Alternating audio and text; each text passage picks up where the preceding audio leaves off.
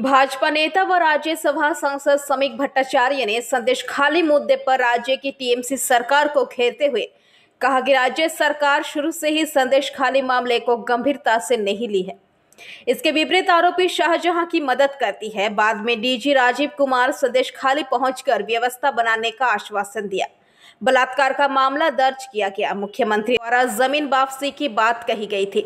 फिर इस मुद्दे को दबाने के लिए एक फर्जी वीडियो जारी किया गया। इस कांड को लेकर 700 मामले सीधे न्यायालय में जमा किए गए हैं।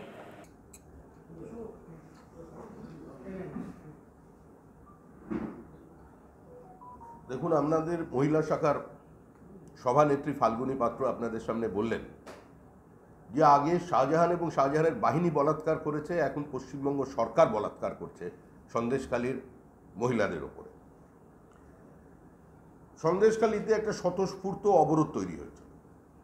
সেখানকার মহিলারা প্রতিবাদ করেছিলেন তৃণমূলের স্থানীয় নেতৃবৃন্দের বিরুদ্ধে। তারা প্রতিবাদ করেছিলেন পুলিশি নিষ্ক্রিয়তার বিরুদ্ধে এবং পুলিশের সহযোগিতায় আন্দোলন ভাঙার বিরুদ্ধে। যখন বাইরে থেকে দুষ্কৃতী নিয়ে এসে সন্দেশখালীর মধ্যে ঢুকিয়ে প্রতিবাদী সভা বা তৃণমূলের প্রচার সভার নাম করে সেখানে আন্দোলন ভাঙার চেষ্টা করা হয়। প্রথম থেকেই প্রশাসন এই ইস্যুকে অ্যাড্রেস করতে পারেনি। যত অভিযোগ পুলিশের কাছে গিয়েছিল পুলিশ তা গ্রহণ করেনি। পুলিশ উল্টে তাদের শাহজাহানের অফিসে, শিবু হাজরার অফিসে চলে যাবার বা তাদের সঙ্গে গিয়ে মিটমাট করে নেবার সিদ্ধান্ত। যাদের জমি কেড়ে নেওয়া হয়েছিল দীর্ঘদিন 3 বছর ধরে তারা জমির কোনো খাজনা পায়নি।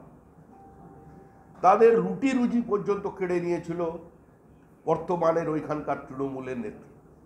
আজকে যখন সেখানে স্বতঃস্ফূর্ত বিক্ষোভ আছড়ে পড়ল, যখন কোনোভাবে সেই আন্দোলনকে নিয়ন্ত্রণ করা গেল না, তখন আমাদের রাজ্যের মাননীয় মুখ্যমন্ত্রী কিন্তু এই নিয়ে কোনো বক্তব্য রাখেননি। তিনি সন্দেশখালী উত্তাল অবস্থাতেও সন্দেশখালী নিজে গিয়ে ইস্যুটাকে অ্যাড্রেস করেন। রাজ্য পুলিশের তৎকালীন ডিজি রাজীব কুমার তিনি ঘটনাস্থলে গেলেন। তিনি বললেন পুলিশ নিশ্চয়ই ব্যবস্থা নেবে, কিন্তু কোনো রকমের উত্তেজনা বা কোনো বিশৃঙ্খলতা প্রশাসনের পক্ষ থেকে বরদাস্ত করা হবে না। আপনারা দয়া করে আইন নিজের হাতে তুলে নেবেন না, তার দায়িত্ব তিনি নিলেন।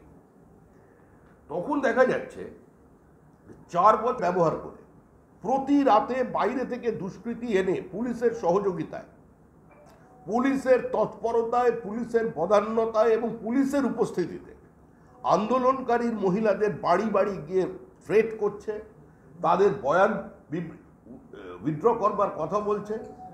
বিভিন্ন জায়গায় তাদের বলছেন যে আমরা যেটা বলছি আজকে সে ধরনের স্টেটমেন্ট করো, তোমরা আমাদের দলে নিয়ে চলে এসো। প্রতিনিয়ত এভাবে হুমকির পর একটি অত্যন্ত দুর্ভাগ্যজনক ঘটনা দেখেন যে তৃণমূল কংগ্রেসের স্থানীয় বীর পুঙ্গব যিনি বিধায়ক আছেন, তার সামনে এই প্রাক্তন বিজ্ঞান মঞ্চ বর্তমানে তৃণমূল কংগ্রেসের প্রাক্তন প্রধান কিভাবে দিলীপ মল্লিক প্রহৃত হলো। সমস্ত ক্ষোভ আজকে তার উপরে উঠে পড়েছে। এই পুরো বিষয়টা যেভাবে দিনের পর দিন এই আন্দোলনটাকে স্তীমিত করার পরিবর্তে, সেখানকার অসহায় মহিলাদের পাশে দাঁড়ানোর পরিবর্তে, অত্যন্ত প্রান্তিক অঞ্চল হচ্ছে সন্দেশখালীর এই দ্বীপগুলো। সন্দেশখালীতে যে এক একটা দ্বীপ আছে, তখন পুলিশকে দিয়ে বাইরে থেকে অক্সিজেন সরবরাহ করে আবার কেন মহিলাদের উপর এই বলাৎকার চলেছে, আবার কেন এই নির্যাতন চলেছে? এইটা কি পশ্চিমবঙ্গের চিত্র না? যতদিন ভোট চলবে ততদিন এটাকে জিইয়ে রাখতে হবে। সন্দেশখালীর উপরে আক্রমণটা ততদিন চলবে, ততদিন আবার বিভিন্ন রকম ভিডিওকে প্লান্ট করা হবে। সন্দেশখালীতে কি ঘটেছিল পশ্চিমবঙ্গের মানুষ জানেন। সন্দেশখালীর মহিলাদের দিয়ে কি বলানো হয়েছিল তারাও সামনে এসে বলছেন যে কোন পরিস্থিতিতে তাদের এই কথা বলানো হয়েছে। কিভাবে সাগরিকা পাত্রকে তুলে নিয়ে গেছে, সাগরিকা পাত্র একদম সম্পূর্ণভাবে তাদের কাছে আছে। যে কোনো ধরনের স্টেটমেন্ট দেবেন, তাহলে এই মহিলা আন্দোলনে কেন অংশগ্রহণ করেছে? এই মহিলা তাহলে আন্দোলনে যখন অন্য কেউ চুলচেরা বিশ্লেষণ করতে পারে, অন্য কেউ এই নিয়ে গবেষণা করতে পারে, আমাদের কোনো উৎসাহ নেই। তৃণমূল হারছে, তৃণমূল বীরভূমে হারছে। যাদের দেখা যাচ্ছে সামনের বুক, গ্রামের পর গ্রাম তৃণমূল প্রভাবিত গ্রাম, যেখানে অন্য কেউ কোনোদিন কেউ পতাকা নিয়ে ঢুকতে পারেনি, তারা প্রকাশ্যে বিজেপিকে ভোট দিয়েছে। প্রকাশ্যে ভোট মানে বলে বিজেপিকে ভোট দিতে ঢুকছে, তৃণমূলকে প্রতিহত করে ভোট দিয়েছে। বীরভূমে তৃণমূল হারছে। এর মধ্যে শতাব্দীর রায় শুভেন্দু অধিকারীদের হাত ভেঙে দেওয়া কি অন্যায় বলেছে? ভুল কিছু বলেনি। বাবা জেঠারা যে ভাষায় কথা বলেন সেই ভাষাতেই কথা বলেছে। এটাই তৃণমূলের ভাষা, এটাই তৃণমূলের সংস্কৃতি। দলে নিশ্চয়ই ওর গুরুত্ব বাড়বে। সিএ নিয়ে একটা বিষয়, সিএ নিয়ে মুখ্যমন্ত্রী মমতা বন্দ্যোপাধ্যায় প্রথম থেকেই বলছেন মানি না, সিএ আমরা মানব না, কিন্তু বনগাঁর সভায় গিয়ে কার্যত একটা পরোক্ষে সমর্থন দিয়েছে সিএ। উনি কোন অবস্থানে কখন থাকেন এ নিয়ে আর মানুষের কোনো উৎসাহ নেই। অযোগ করে বয়ান রেকর্ডের জন্য ডাকছে এবং সেটা নবম দশম শ্রেণী গ্রুপ সিবি চাকরি প্রার্থীদের এবং জেলা ওয়াইজ। কিন্তু আদালতের সুপ্রিম কোর্টের তো বক্তব্যই সেটা ছিল। সুপ্রিম কোর্ট বলেছিল যে অন্তর্বর্তীকালীন তারা একটি স্থগিতাদেশ দিয়েছে, দিয়ে বলেছে যে ক্যাবিনেটের বিরুদ্ধে যে তদন্তের কথা চলছিল সেটা এখন আপাতত হচ্ছে না।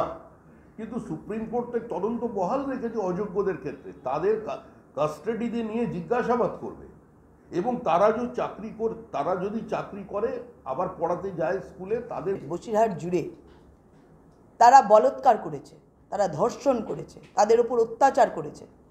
আর আজকে তাকে অস্বীকার করার জন্য তৃণমূল অর্থাৎ এই সরকার আজকে সেই মহিলাদের উপর বলৎকার করছে, ধর্ষণ করছে। তাদের উপর যে কী নৃশংস অত্যাচার হয়েছে, সেই অত্যাচার সেখানে না গেলে, মা বোনেদের কাছে না শুনলে সেই মধ্যযুগীয় বর্বরতার কথা বিশ্বাস করা যায় না। আমরা সেখানে বারবার করে পৌঁছেছিলাম, আমাদের সেখানে বারবার করে আটকানো হয়েছিল যাতে আমরা সেই মহিলাদের কথা, সেই অত্যাচারী যারা হয়েছেন তাদের কথা আমরা শুনতে না পারি। তবুও আমরা সেখানে পৌঁছে গেছিলাম ঠিক এই বের মজুরে, ঝুপখালি, ধামাখালি, একদম কাছাকাছি। সেখানে তারা বলছে যে সেখানে সুন্দরী মহিলা যারা আছেন তারা বাড়ির গৃহবধূ, তারা সেখানে বাড়িতে তার পরিবাররা রাখেন না। কেন রাখেন না? কারণ এই শেখ শাহজাহানের টিম, এই হারমাদরা তাদের বউদের যেভাবে শ্লীলতাহানি করে, যেভাবে ধর্ষণ করে, যেভাবে বলৎকার করে, যেভাবে তাদের ডেকে নিয়ে যায়, শুধু তাদের নয়, তারপরে যদি কোনো পরিবার সেই নিয়ে কোনো আঙুল তোলে বা বাধা দেয়, তার স্বামী, তার পরিবারকেও বিভিন্নভাবে অত্যাচার করা হয়, অর্থাৎ তাদেরকে কিছু বলা যায় না। সেই জন্যই ব্যুরো রিপোর্ট, PVTV নিউজ।